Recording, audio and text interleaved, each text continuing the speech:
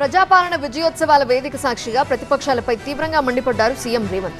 ఏడాదిలోనే ఎన్నో కార్యక్రమాలు చేపట్టినా ప్రభుత్వం తప్పుడు ప్రచారం చేస్తోందని, బురద జల్లే ప్రయత్నం చేస్తోందని మండిపడ్డారు. ప్రతిపక్షం బాధ్యతగా ఉండటం లేదంటూ విమర్శలు చేశారు.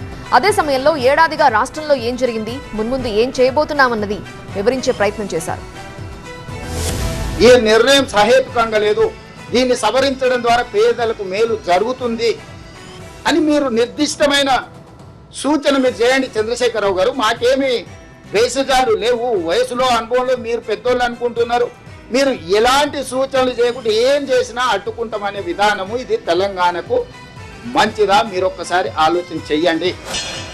మారీచుడు సుబాహుడు అనే రాక్షసులు ఆ తపస్సును భగ్నం చేయాలని, అదేవిధంగా వాళ్ళు తయారు చేసిన అమృతాన్ని రాహు కేతు తాగేసేయాలని, అమృతం తాగితే ఎప్పటికీ బతుకుండొచ్చని, అట్లా పురాణాలలో రాక్షసులు ఉండేటోళ్ళు మారీచులు, సుబాహులు, రాహువు, కేతువు ఇట్లాంటి వాళ్ళని తయారు చేసి మా ప్రభుత్వానికి ఉసిగొల్పడము మీ పెద్దరికానికి మంచిదా చంద్రశేఖరరావు గారు?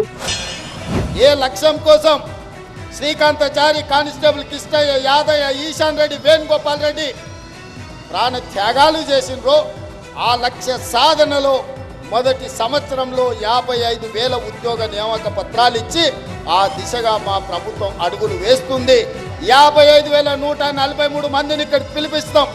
మోడీ గారు, చంద్రశేఖరరావు గారు ఇక్కడ నిలబడండి, ఒక్కొక్కరి తల పెట్టుకోండి. ఒక్క తల తగ్గినా ఇక్కడనే మీకు క్షమాపణ చెప్పడానికి ముఖ్యమంత్రిగా నేను సిద్ధంగా ఉన్నా.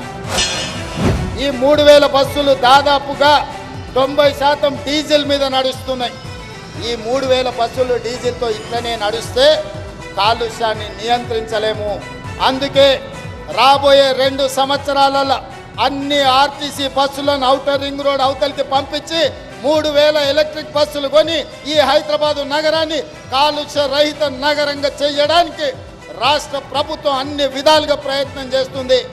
ఈ నగరంలో తిరుగుతున్న డీజిల్ ఆధారిత ఆటోలన్నిటిని కూడా నగరం బయటికి పంపించడం ద్వారా ఈ నగరాన్ని కాలుష్య రహిత నగరంగా తీర్చిదిద్దాలి.